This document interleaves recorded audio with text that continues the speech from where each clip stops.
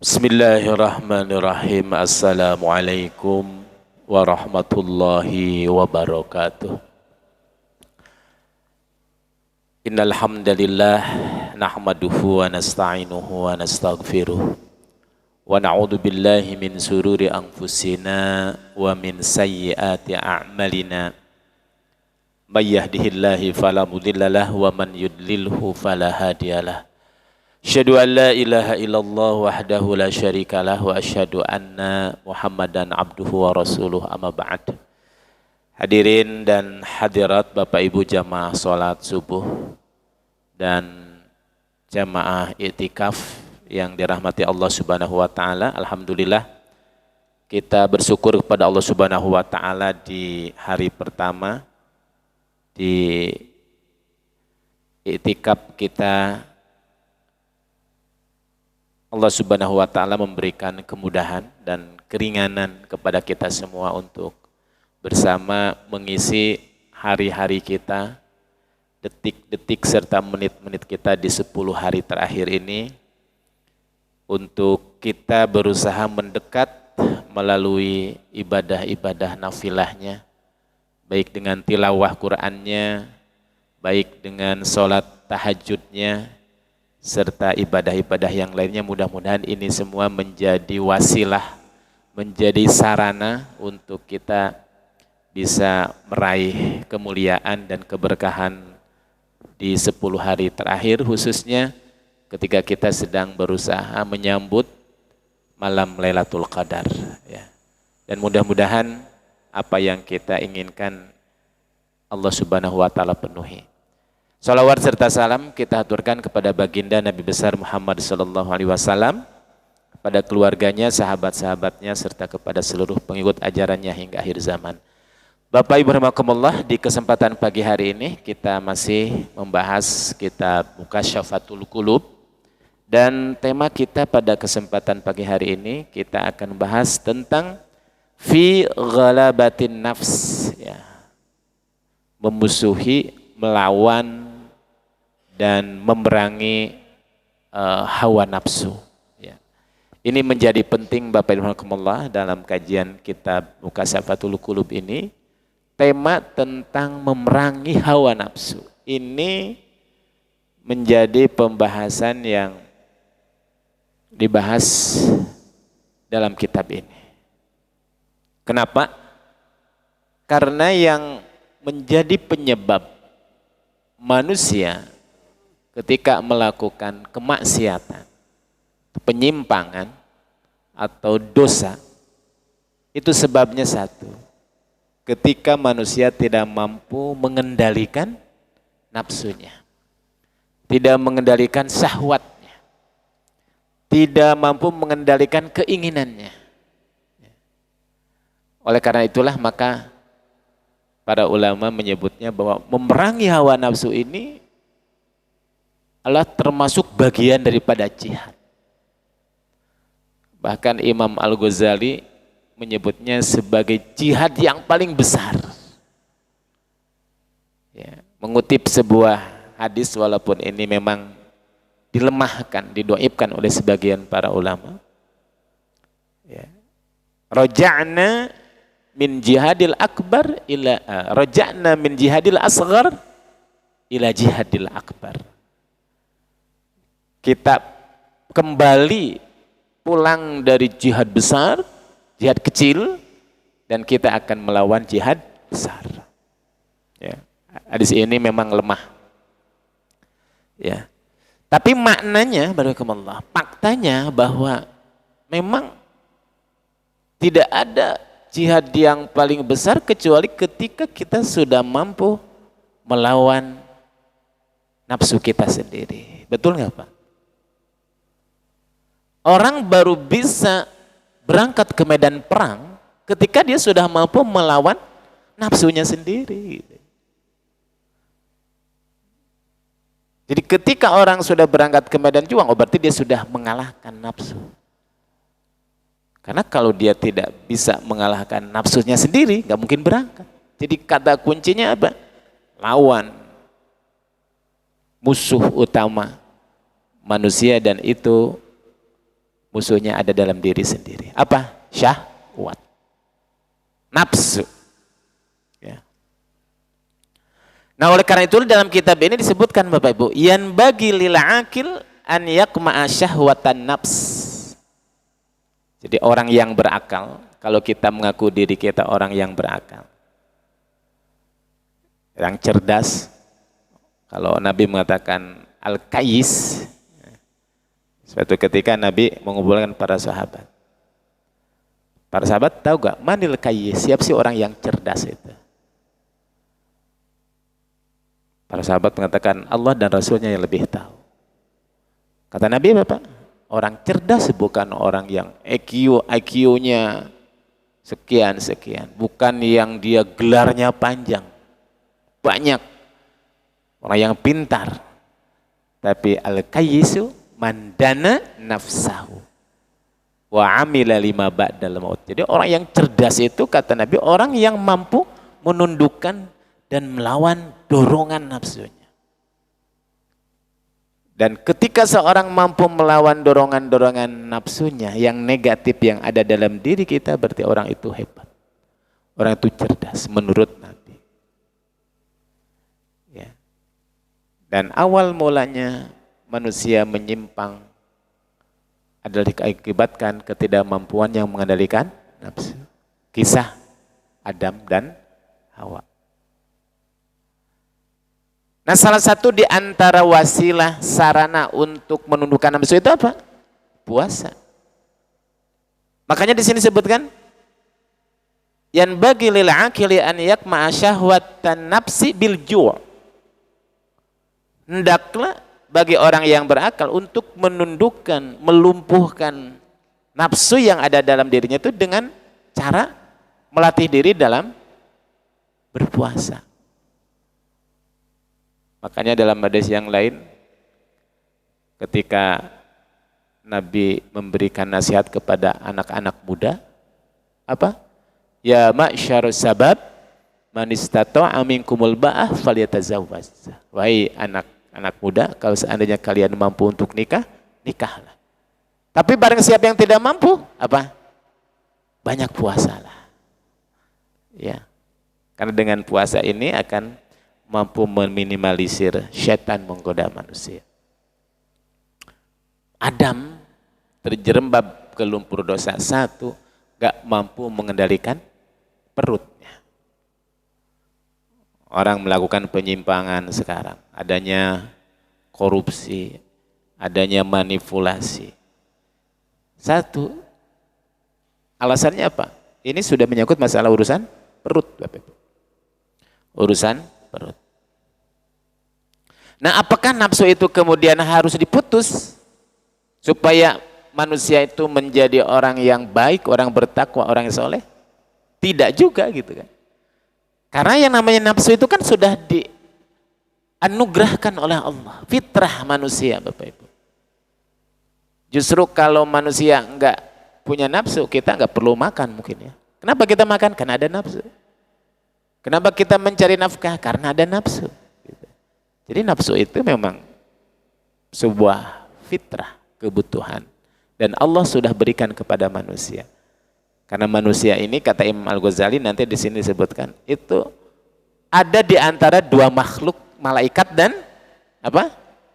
Binatang, Bapak. Kalau malaikat itu diberikan oleh Allah akal tapi tidak diberikan nafsu. Makanya malaikat nggak perlu makan, minum, nggak perlu nyari duit, nggak perlu. Buat apa? Karena nggak punya nafsu. Binatang diberikan oleh Allah nafsu tapi tidak diberikan oleh Allah akal. Makanya kalau binatang itu yang penting perutnya kenyang, di bawah perutnya kenyang. Nggak pernah dia bertanya boleh apa enggak, halal atau tidak. Kenapa? Nggak diberikan alat untuk menilai dan mengukur. Nah manusia itu ada di tengah-tengah Bapak Ibu. Allah berikan akal dan nafsu. Antara akal dan nafsu ini akan tarik menarik. Kalau mampu akal mengendalikan nafsunya, maka manusia akan naik derajatnya bahkan bisa jadi lebih mulia daripada malaikat, lebih sempurna daripada malaikat. Malaikat enggak melakukan penyimpangan, enggak melanggar perintah Allah, wajar. Betul. Ini kalau ada manusia yang dia mampu mengendalikan nafsunya, wah, luar biasa. Sempurna, insanun kamil. Tapi sebaliknya, kalau manusia tidak mampu mengendalikan nafsunya, akalnya kalah dengan nafsunya mendominasi dirinya, maka manusia yang sebelumnya diciptakan oleh Allah dimuliakan. Laqad karramna bani Adam, dimuliakan anak cucu Adam. Laqad khalaqnal insana fi ahsanit taqwim, akan jatuh derajatnya apa? Kepada derajat yang hina, bahkan lebih hina daripada binatang. Tsumma radadnahu asfalas safilin. Kapan? Ketika manusia tidak mampu mengendalikan nafsu. Nah ini barakallahu. Wa nafsi wa ma sawwaha fa alhamaha fujuraha wa taqwaha. Qad aflaha man zakkaha wa qad khaba man dassaha. Jadi fa innahu idza jaa. Jadi untuk menundukkan, mengalahkan nafsu itu banyak-banyak puasa, Bapak-Ibu. Jadi puasa yang kita lakukan selama berapa hari ini? 30 hari. Ini cuma latihan saja sebenarnya. Nanti setelah puasa ini di bulan Ramadan lanjutkan puasa lagi. Karena di antara hikmah pesan penting puasa itu dalam rangka untuk mengendalikan nafsu, khususnya nafsu perut. Ya. Cuma kalau puasanya di luar bulan Ramadan berat Pak ya. Gitu. Coba nanti selesai puasa di bulan Ramadan, kata Allah lewat Rasulnya, man shoma Ramadhana summa atba'u sittan min Syawal. Barang siapa yang dia puasa Ramadan kemudian diikuti 6 hari di bulan Syawal. Kenapa berat Pak? Karena nafsu perut itu pengennya makan terus gitu kan. Padahal cuma 6 hari loh Pak. 6 hari. Cuma beratnya minta ampun. Orang yang bisa menunaikan ibadah puasa 6 hari di bulan Syawal adalah orang yang bisa mengendalikan nafsu. Dan itu lebih berat lagi kalau puasanya di 7 hari pertama. Ya. Kenapa? Godaannya. Mau puasa, Pak Ustadz, bisa ngisi halal bihalal enggak gitu ya. Mau puasa, Pak Ustadz, ini ada acara hajatan. Tarik menarik itu. Berat Bapak Ibu. Nah, kita dilatih nih. Sebulan 30 hari. Bisa. Kenapa? Ada niat. Niatnya kuat. Kenapa? Kalau enggak dilakukan dapat sanksi. Makanya diwajibkan. Itu kan puasa sunnah gitu kan. Itu masalahnya Bapak Ibu. Ya, berat. Kenapa? Memang untuk istiqomah itu berat. Ya. Kalau ingin ringan jangan istiqomah. Apa-apa? Istirahat katanya. Istirahat dari puasa, istirahat dari sholat. Nah, itu ringan. Kenapa Bapak Ibu Allah berat istiqomah itu? Karena pahala dari Allah pun juga istimewa. Pahalanya bukan kaleng-kaleng kan itu kan. Apa? Surga. Lihat surat Fussilat ayat 30. Nah kita dilatih. Idza ja'at, maka apabila orang suka berlapar-lapar, menahan tidak makan, tidak minum, makanya lihat Nabi itu kan puasa Daud ya kan. Sekarang puasa, besok tidak, besok puasa. Orang yang rajin puasa itu adalah orang yang memiliki kestabilan emosi. Kenapa? Perut saja dia bisa mengendalikan. Mulut saja bisa dia kendalikan orang yang berpuasa itu. Mau berdusta, aduh lagi puasa. Mau marah, lagi puasa. Kata Nabi, kalau seandainya ada salah seorang di antara kalian diejek oleh sahabatnya, diajak berantem, kul, katakanlah ini saim, aku sedang berpuasa. Ya. Man lam yada qaulaz zur, barang siapa orang yang di bulan Ramadan dia tidak mampu meninggalkan perkataan dusta, perkataan keji, perkataan yang mendatangkan dosa, falaisa lillahi hajatun, maka Allah gak butuh orang yang cuma puasanya dia cuma tidak makan tidak minum. Kenapa? Orang yang berpuasa juga termasuk orang yang mampu mengendalikan lisannya, betul? Gitu. Matanya mau melihat sesuatu ini di bulan Ramadan, takut puasanya kosong pahalanya. Semuanya dipuasakan, lidahnya dipuasakan, telinganya dipuasakan, termasuk hatinya dipuasakan. Jadi Ramadan itu sangat luar biasa Bapak Ibu. Ya. Di dalamnya terdapat nilai-nilai pendidikan dalam rangka untuk melatih mengendalikan nafsu kita. Itu pesan pentingnya Bapak Ibu. Fa inna wasilata syaiton as-sahwat, karena kendaraan setan dalam menggoda manusia itu syahwat Bapak Ibu. Dan itu yang membuat berat dalam memerangi setan. Kalau berperang melawan musuh dalam pertempuran perang fisik, jelas musuhnya, benar, bisa dilihat, nampak. Lah kita melawan setan, setan nggak bisa dilihat. Yang kedua, ketika setan menggoda manusia, menggelincirkan manusia, nggak terasa. Kenapa? Karena yang dimainkan oleh setan apa? Syahwatnya, dia masuk, digoda perutnya, digoda lisannya, digoda hatinya. Dan tanpa terasa kita menyadari bahwa itu sebenarnya pengaruh setan, sangat halus. Karena menggunakan kendaraan syahwat ini. Ya. Apa? Kata Nabi, yajri syaitan ila ibni Adam, setan itu menggoda, menggelincirkan manusia. Itu masuk melalui majrai dam, aliran darah. Seolah-olah ada dalam diri kita sendiri. Ya. Lihat. Ya. Fa inna wasilata syaitani as-syahwat wal aqla. Sarana kendaraan yang digunakan oleh setan dalam menggoda manusia itu syahwat dan makan, wasyurb dan minum. Adam kan masalah apa? Masalah makanan, betul kan? Masalah makan, pingin buah khuld, kata Allah, la taqraba hadhihi syajarah, engkau jangan dekat pohon ini ya. Fatakuna minaz zalimin, nanti engkau kalau seandainya melarang perintahku, engkau akan termasuk orang-orang yang zalim. Setan tahu, fawaswasa lahum syaitan. Perutnya itu digoda, hatinya. Adam, Allah itu sebenarnya enggak melarang, kan itu ya. Dibujuk rayu,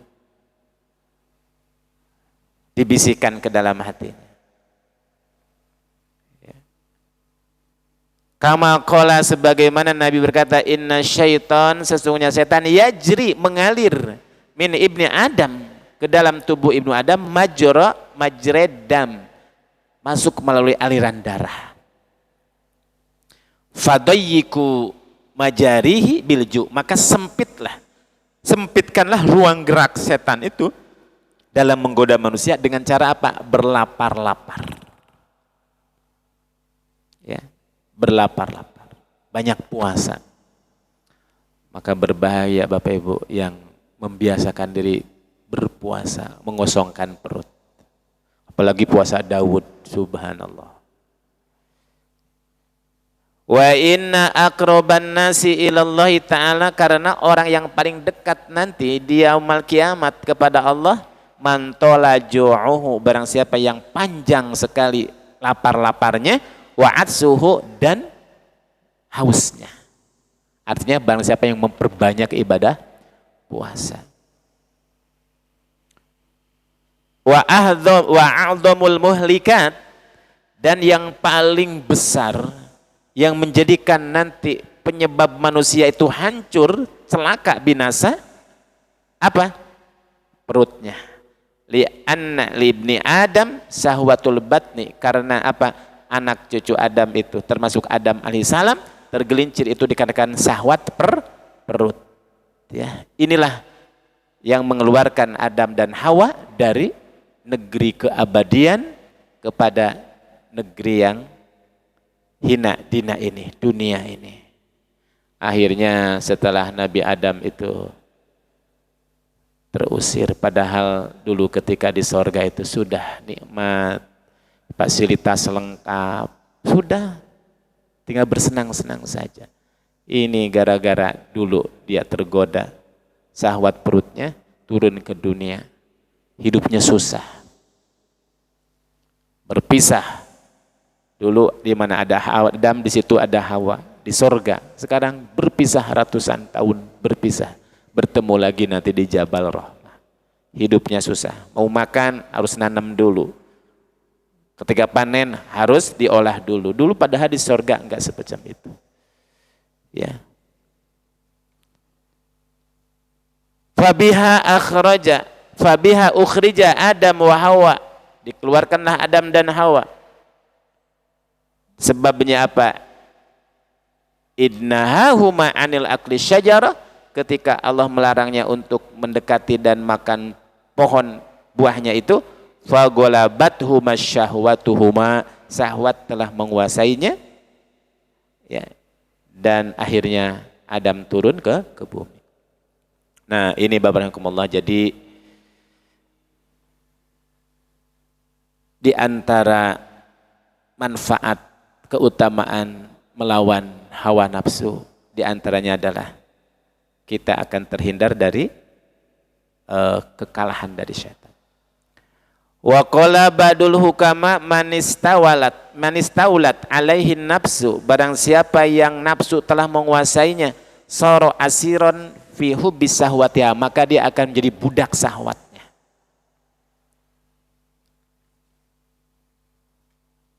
Ya. Jadi barang siapa yang syahwatnya telah menguasai dirinya, maka dia akan jadi budak. Maksudnya budak apa? Ya pokoknya apa yang diinginkan oleh syahwatnya, maka dia akan mengikutinya. Ya. Dia akan mengikutinya, akan mempertuhankan syahwatnya. Li'anna Allah Ta'ala, karena Allah Ta'ala khalaqal khalqa, menciptakan makhluknya itu ala thalathati durubin, dengan 3 bentuk.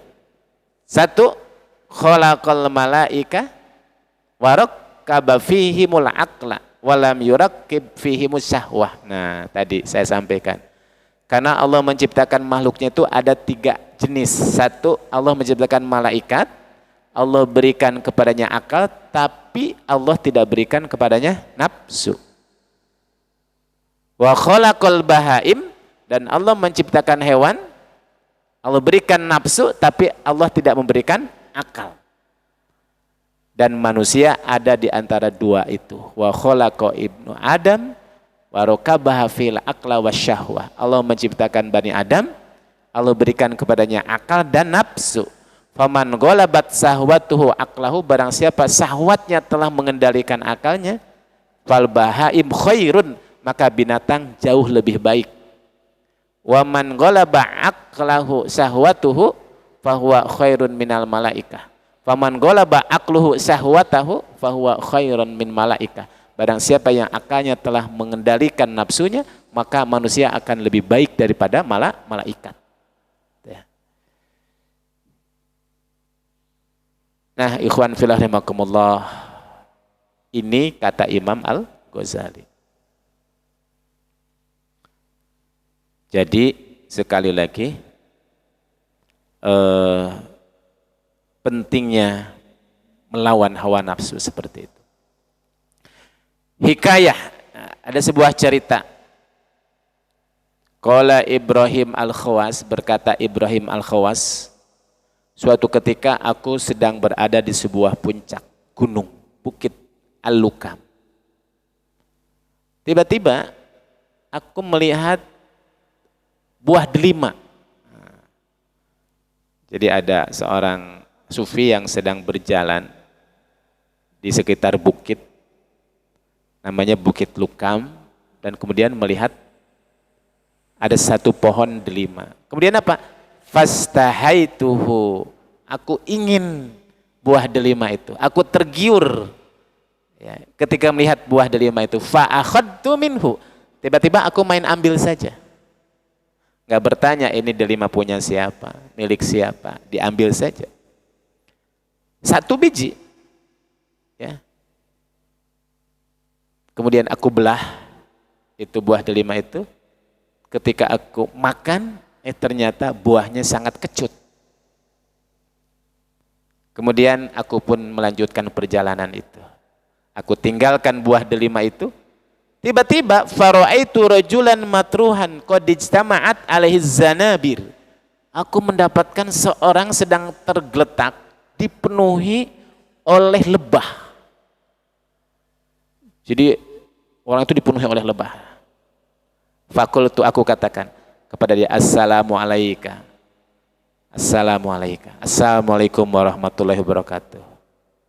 Faqala li wa alaika salam. Orang itu menjawab. Padahal badannya sudah disengat dan penuh dengan lebah itu. Fakultu min aina araftani. Dari mana engkau tahu aku? Karena ketika yang tergeletak dipenuhi dengan sengatan lebah itu, dia tahu namanya yang mengucapkan salam itu. Wassalamu alaika salam ya Ibrahim. Kaget tuh Bapak Ibu.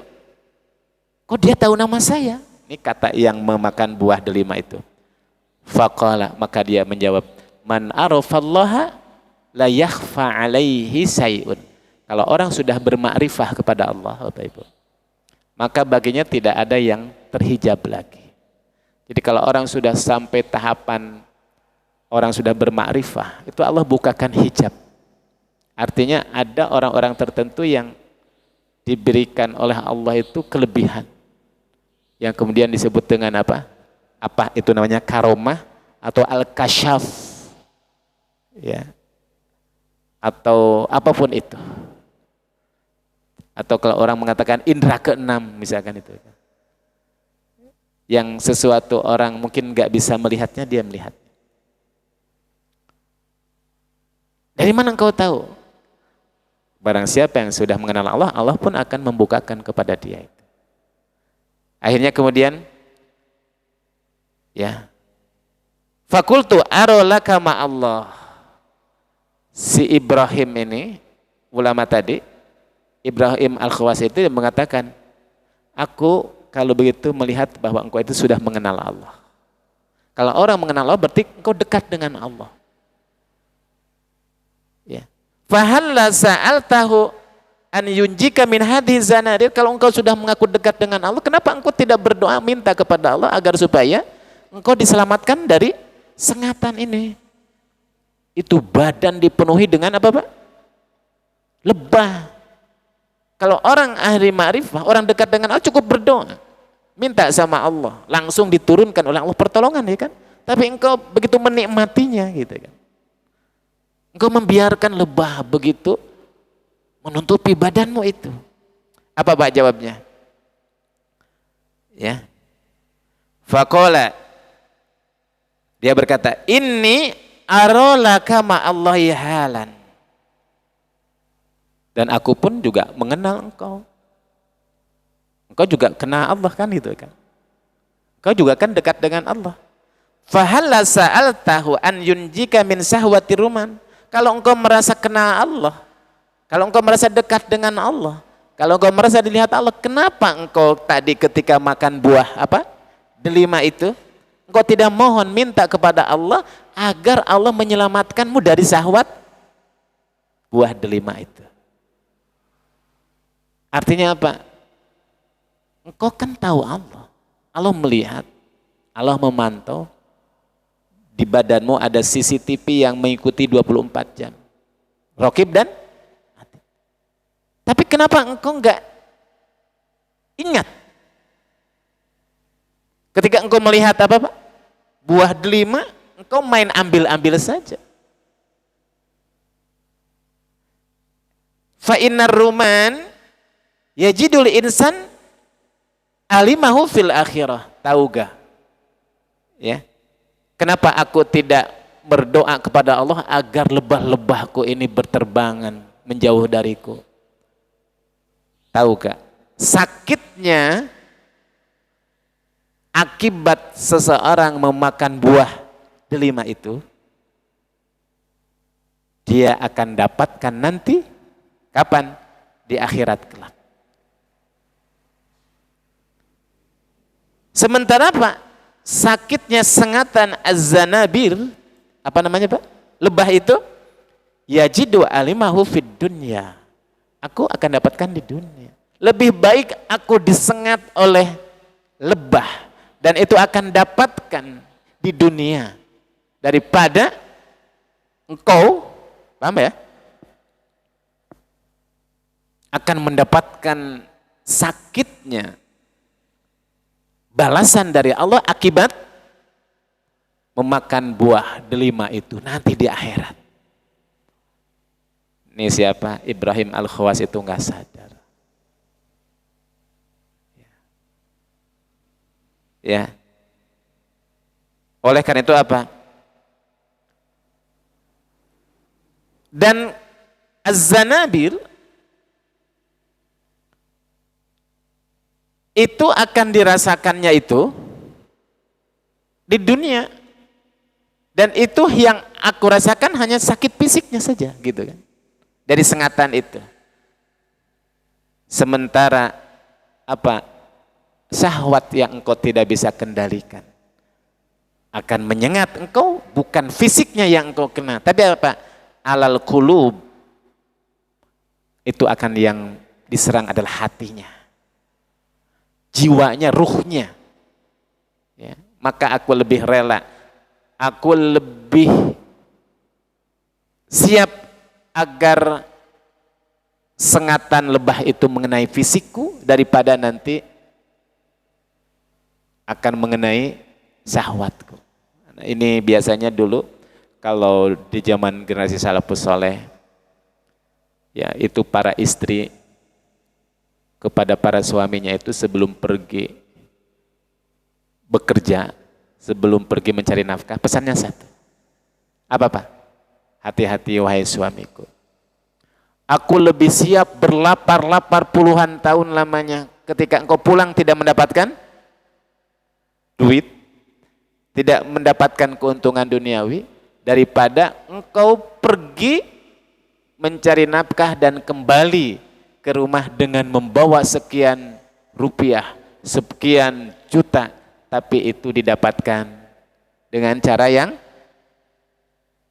tidak halal. Aku lebih rela berlapar-lapar, sakit badan sekarang, lapar nggak apa-apa, daripada nanti aku harus menderita di yaumal qiyamah. Itu dulu seperti itu. Kenapa? Bahayanya seseorang ketika tidak mengendalikan syahwatnya, nafsunya, itu jauh lebih berat daripada hanya aku harus lapar-lapar di dunia. Itu kalau orang ahlul ma'rifah, paham dan sadar akan bahayanya syahwat itu, Bapak Ibu. Oleh karena itulah wasahwatu tusirul muluk abidan, syahwat itu akan menjadikan para raja menjadi budak. Raja di dunia yang bergelimang dengan harta, ketika raja itu kemudian menghamba kepada syahwat, ketahuilah raja itu sebenarnya budak syahwatnya. Wasabru yusirul abda mamlukan, sementara kesabaran akan menjadikan dan mengantarkan seorang hamba budak menjadi apa Pak? Menjadi raja. Nah, kalau kita ingin menjadi raja, apa? Kendalikan syahwat kita. Tapi kalau kita ingin jadi budak, jadilah budak syahwat kita. Allah akan memuliakan seseorang yang mungkin statusnya budak, tapi di mata Allah raja ketika budak itu mampu mengendalikan syahwatnya. Tapi ada seorang raja di dunia, dimuliakan, dihormati, dielu-elukan oleh banyak manusia, tapi dia akan jadikan budak di mata Allah. Kapan? Ketika dia tidak mampu mengendalikan nafsunya. Ya. Ala taro ila kisati Yusuf alaihi salam. Lihatlah bagaimana kisah Yusuf alaihi salam wa Zulaikha dan Zulaikha. Faqad sara Yusuf sultanun Misri bisabrihi. Yusuf dikarenakan kesabarannya mengendalikan hawa nafsu ketika dia dirayu, dibujuk, ya, mau dipaksa oleh seorang raja, Zulaikha, ratu mulia di mata masyarakat Mesir pada waktu itu, tapi Yusuf sabar, tidak meladeni keinginan syahwat Zulaikha itu. Apa yang terjadi? Yusuf jadi mulia, diangkat menjadi seorang menteri, pengendali ekonomi Mesir pada waktu itu. Sementara wasarat Zulaikha dzalilatan hakiratan fakiratan ajuzatan umya. Akhirnya Zulaikha menjadi seorang wanita yang hina, fakir, ajuz, tua, bangka, dan kemudian dia menjadi buta. Kenapa? Li ajli sahwatiha. Sebabnya satu, ketika Zulaikha tidak mampu mengendalikan syahwatnya. Betul, Pak? Berat memang mengendalikan syahwat itu. Kenapa? Karena yang dilawan diri kita sendiri. Musuh utama kita sebenarnya musuh yang ada dalam diri kita sendiri. Gak nampak, ya, dan gak sadar. Hanya orang-orang yang waspada, dan waspadalah orang yang senantiasa mampu mengendalikan syahwatnya. Hukia disebutkan anba di ahli ma'rifah, dari sebagian ahli ma'rifah, annahu qala al jihadu ala thalathah. Jihad itu ada 3 bentuk. Ini kata ahli ma'rifah, para sufi. Jihadun ma'al kufar, jihad melawan orang kafir, wa huwa jihadun zahir, itu jihad zahir saja. Namanya jihad zahir. Kenapa? Karena ketika berperang membela agama Allah, melawan musuh-musuh orang kafir, kan jelas, nampak musuhnya ada. Itulah yang disebutkan dalam Al-Quran, yujahiduna fisabilillah, itu dalam surat Al-Maidah ayat 54. Itu bagian daripada jihad. Jihad melawan orang-orang kafir yang menjajah, yang merampas, ya, negeri-negeri umat Islam. Itu wajib diperangi. Wa jihadun ma'a ashabil batil, ada jihad yang kedua, melawan orang batil, orang-orang yang menyimpang akidahnya. Apa cara melawannya? Bil ilmi wal hujjah. Nah, dengan argumen, melemahkan keyakinan ajaran kelompok-kelompok aliran-aliran sesat. Nah, itu juga jihad, tapi caranya dengan ilmu, menjelaskan tentang kesesatan mereka. Dan yang ketiga, Bapak Ibu, wa jihadun ma'an nafsi al-ammarah bisu, jihad melawan nafsu yang ada dalam diri kita, yang selalu nafsu itu mengarah kepada asu, menggiring manusia kepada perbuatan dosa. Namanya al-nafsu al-ammarah. Dalam diri manusia itu kan ada 3 nafsu. Saya pernah menyampaikan, 1 nafsu ammarah, yang kedua nafsu al-lawamah, dan yang ketiga nafsu mutmainnah. Nafsu ammarah itu Pak. Kalau dalam diri kita itu selalu ngajaknya itu berbuat dosa, menyimpang, kemaksiatan, itu namanya nafsu al-ammarah. Nafsu binatang. Ada dalam diri manusia, semua ada, semua punya potensi. Innan nafsa la ammaratun bisu, itu dalam surat Yusuf. Nah, yang kedua ada nafsu yang ada di tengah-tengah, namanya nafsul lawamah. Nafsu orang-orang yang selalu menyesal. Jadi orang kadang dia itu sadar, kadang khilaf, itu nafsul lawamah. Ada orang yang melakukan dosa kemaksiatan, dia sadar, Bapak Ibu. Kemudian dia menyesal dirinya, kok kenapa saya berbuat ini? Kemudian dia bertaubat, berbuat salah lagi. Nah, itu nafsul lawamah. Dan manusia berada di tengah-tengah nafsu ini. Yang ketiga namanya nafsul mutmainnah. Jiwa yang tenang, jiwa yang senantiasa hatinya nyambung dengan Allah terus. Itu nafsunya para nabi, ya, orang-orang saleh. Kemudian wa qauluhu, dan kata orang-orang sufi ahli ma'rifah, abdalul jihadi jihadun nafsi, jihad yang paling utama adalah jihad melawan nafsu, melawan diri sendiri, melawan dorongan-dorongan negatif yang ada dalam diri kita. Ya. Inna sahabat ridwanullahi alaihim ajmain kanu idza raja'u min jihadil akbar, sesungguhnya sahabat-sahabat apabila pulang dari perang jihad besar, ya. Apa? Dia mengatakan raja'na min jihadil asghar ila jihadil akbar. Kita pulang dari jihad kecil menuju jihad besar. Ini riwayat ini kalau menurut para ahli hadis dhaif sebenarnya. Ya. Lemah. Tapi kita ambil pesannya saja. Kenapa jihad melawan nafsu itu disebut jihad paling besar? Wa inna ma sammu jihad ma'al hawa wan nafs wasyaiton akbar li'annal jihad maha adwa mawajihadul kuffar yakunu fi waqtin duna waqtin.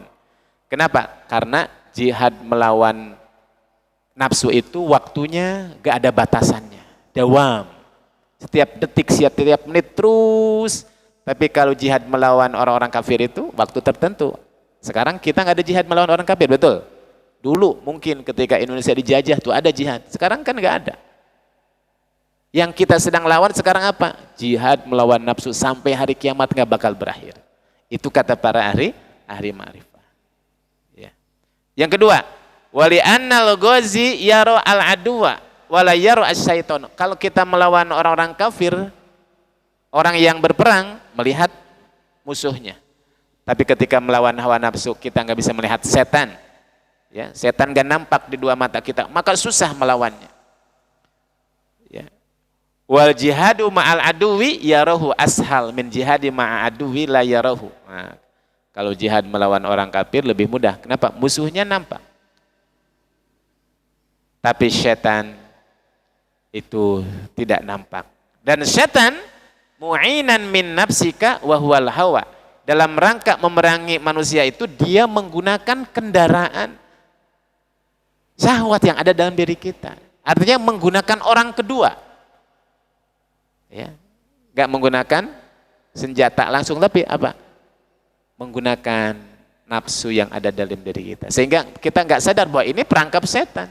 Ini serangan setan, tapi seolah-olah itu sebenarnya bukan sedang dalam pertempuran. Ya. Seperti itu. Li'annaka idza qataltal kafir tajid an-nasr wal ghanimah. Kalau kita melawan orang kafir menang, kita dapat ghanimah. Betul. Dapat ghanimah secara fisik.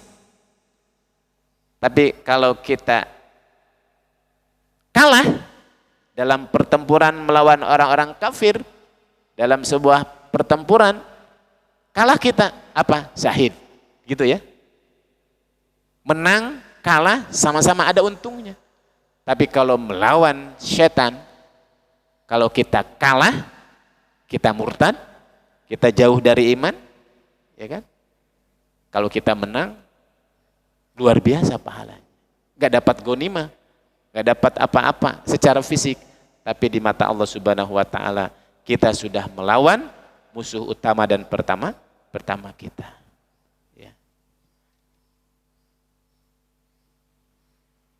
Bapak Ibu rahimakumullah, oleh karena itulah maka di bulan Ramadan ini, ya, mari kita latih diri mengendalikan hawa nafsu dengan ibadah puasa yang kita jalani ini. Perut kita, lisan kita, hati kita, dan seluruh dorongan-dorongan untuk berbuat khilaf dan salah, mari kita latih diri. Cuma Ramadan hanyalah sebagai latihan saja. Terapkan, bawa nilai-nilai yang kita dapatkan di bulan Ramadan itu untuk jadi bekal nanti di 11 bulan ke depan. Kalau Ramadan yang sudah kita jalani ini, kemudian kita implementasikan nilai-nilai kemampuan kita untuk bisa melawan nafsu di bulan Ramadan ini, kita bawa ke 11 bulan ke depan, berarti puasa kita sukses.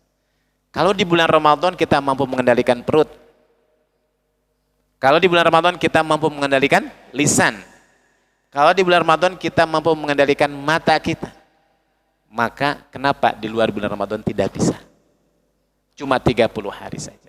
30 hari ini hanya sebagai sebuah latihan saja. Untuk jadi bekal agar kita kuat untuk melawan musuh utama manusia di 11 bulan yang akan datang. Jadi sebenarnya pertempuran sesungguhnya itu bukan di bulan Ramadan, tapi kapan Pak? Di 11 bulan yang akan datang. Ya, kita ini sedang dilatih saja, sedang di training saja. Ya, nanti kesuksesannya itu di 11 bulan yang akan datang. Makanya kalimatnya la'allakum, dari puasa yang kita lakukan itu agar nanti, kan itu kan. Seperti itu. Ibarat kita mau melakukan pertandingan, kan sudah ada pelatihan dulu nih. Persiapan dulu. Nah, pertarungannya kapan? Nanti 11 bulan yang akan datang.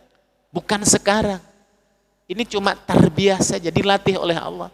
Jadikan nih sarana yang 30 hari ini sebagai bekal agar kamu nanti kuat bertempur melawan musuh utama kita di 11 bulan yang akan datang.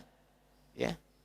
Nah, tapi kalau seandainya 11 bulan yang akan datang ternyata kembali lagi, berarti kita gagal. Latihannya gagal, nggak menang. Ya. Kenapa? Ya cuma di bulan Ramadan saja. Makanya para ulama mengatakan kun abdan robaniyan wala takun abdan ramadaniyan. Jadilah engkau hamba-hamba robani. Janganlah engkau menjadi orang-orang hamba-hamba Ramadan. Kalau hamba Ramadan itu semuanya karena Ramadan. Ramadan selesai, semuanya selesai. Nah, Bapak Rahimahkumullah, itulah yang lebih penting bagi kita semua. Mari kita bawa nilai-nilai positif di bulan Ramadan ini untuk di 11 bulan yang akan datang. Terutama kita sedang dilatih melawan hawa nafsu. Bapak Ibu Rahimahkumullah, saya rasa ini yang bisa kita kaji di pagi hari ini. Berikutnya nanti masuk pembahasan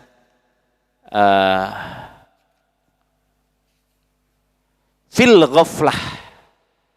Bahayanya ghaflah. Apa ghaflah itu Pak? Lalai kita. Masuk jadi bahasa Indonesia jadi gafleh. Gafleh itu dari ghaflah.